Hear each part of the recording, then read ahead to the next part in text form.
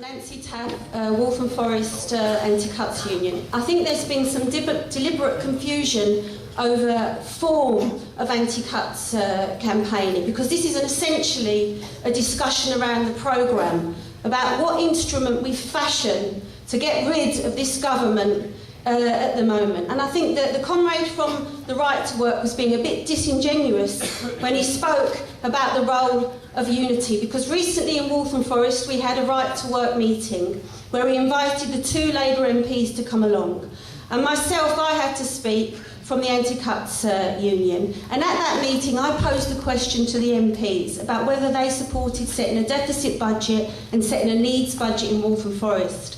Now, there were 100 people in that room, and sitting at the front of that room were 4 women who were about to lose their jobs in children's services.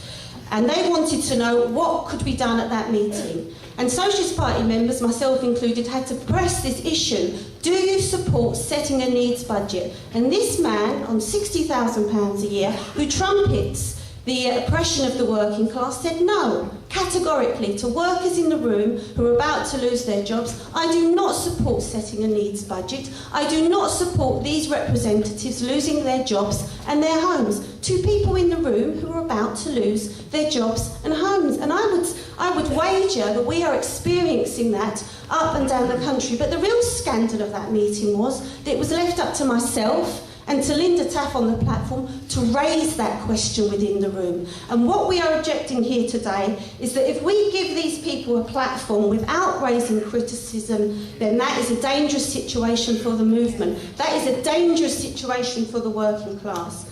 I will stake my life that the next new Labour government will betray the working class. How do I know? Because I've experienced them on war, on fees, on PFI. If new Labour councillors break with the cuts agenda, then great. But what is being posed is not even to ask the question, and what sanction do we have if they say we are not prepared to break with cuts? We have the right to discard all those leaders who failed to act. Sharpening the leadership of the anti-cuts movement could determine its success or its failure. We need an army of activists on the ground, in amongst the mass on the 26th of March, forcing the issue of strikes, occupations and Labour councillors voting against cuts.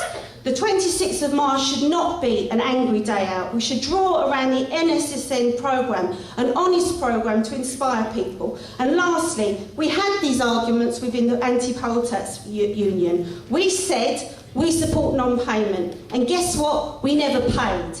We said we said to people, you might face jail, and guess what? The leaders went to jail, including in that Terry Fields and Tommy Sheridan, who is still paying the price for his role in the anti-poll tax movement. But around us, more importantly, the working class was watching us, and we gave confidence to that movement. We developed the programme, we sharpened the tool, and we gave it into the hands of the working class, over the heads of the trade union officials, and they bludgeoned Thatcher with it. That's what we need out of this.